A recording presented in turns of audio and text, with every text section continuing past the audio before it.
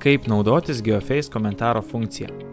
Išsirinkime mus dominantį lauką ir dešinėje pusėje kortelėje komentarai pamatysite, kad turiu 0 komentarų, tačiau yra žaliasis pliusas. Spaudžiame ant jo ir taip galime pridėti komentarą. Galime įrašyti pavadinimą, komentaro tekstą, galime prisegti nuotrauką, galime uždėti šauktuką, jeigu reikia sprendimo ir problema yra skubi, galime pasirinkti vietą žemėlapyje, uždėti žymeklį ant norimos vietos, taip pat galime pasižymėti pagrindinius rodiklius arba pažymėti kokią nors problemą, jeigu tokia yra. Taigi pateiksiu kelis pavyzdžius.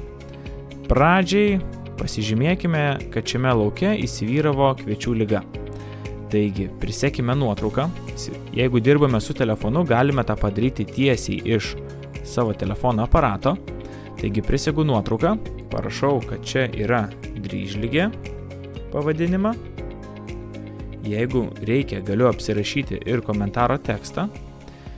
Šiuo metu lokacijos taško nedėsiu, nes tai galios visam laukui. Galiu taip pat pasižymėti, jeigu noriu, ne tekstu, o tiesiog pažymiu žymeklį, kad yra problema, kad ligos ir iš sąrašo pasirenku ligą. Dryžligė. Spaudžiu išsaugoti.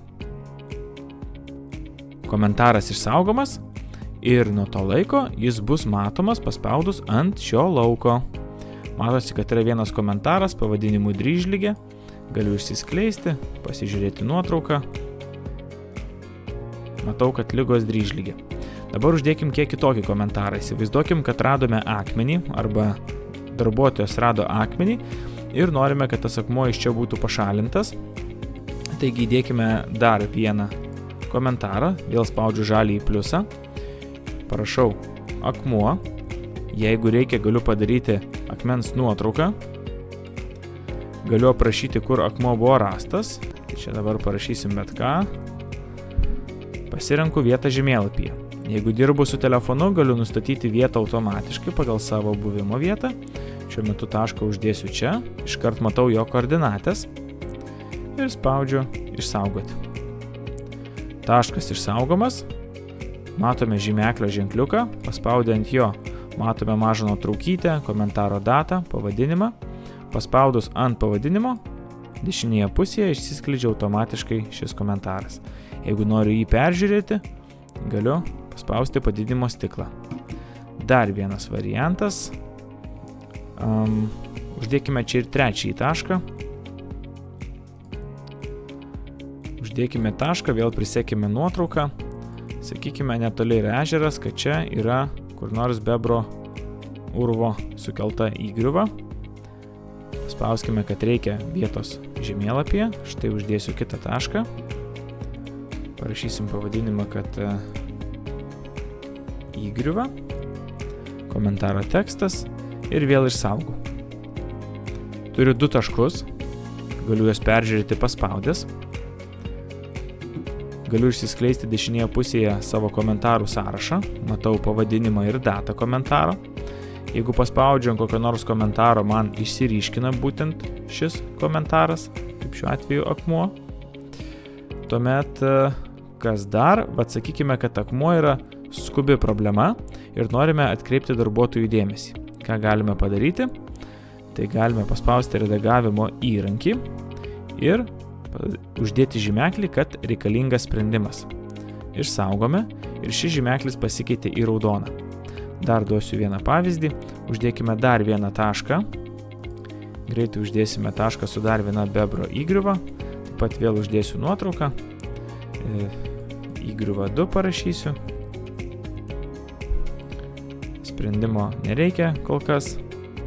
Ir pasirenkam vietą žemėlapyje, kur nors čia. Spaudžiam išsaugoti. Ir štai, žiūrėkit, kaip iš tolo atrodo.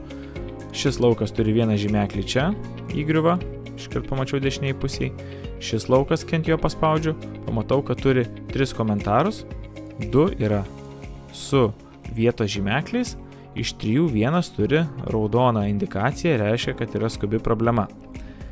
Kai tik tai programą perkraunu arba kitą kartą prisijungiu į GeoFace'ą, matau komentaro ženkliukus ir šioje pusėje, ten, kur yra laukų sąrašas, štai šis laukas, kuris turi tik tais vieną paprastą žymeklį, turi mažą juodą piktogramą po savo kontūru. Šis laukas, kuris turi bent vieną raudoną piktogramą, iš karto matysis ši raudona spalva ir po lauko kontūrais, kad atkreiptų darbuotojų dėmesį. Jeigu įsivaizduokime, kad akmuo yra patraukiamas, vėl spaudžiame redagavimo įrankį ir galime arba atšaukti raudonumą, tiesiog paspaudę vieną kartą ant šio raudono žymeklio, išsaugom, jis nebe raudonas, arba galim tiesiog ištrinti, paspaudę šiukšliadėžę. Viskas, liko tik 2 komentarai.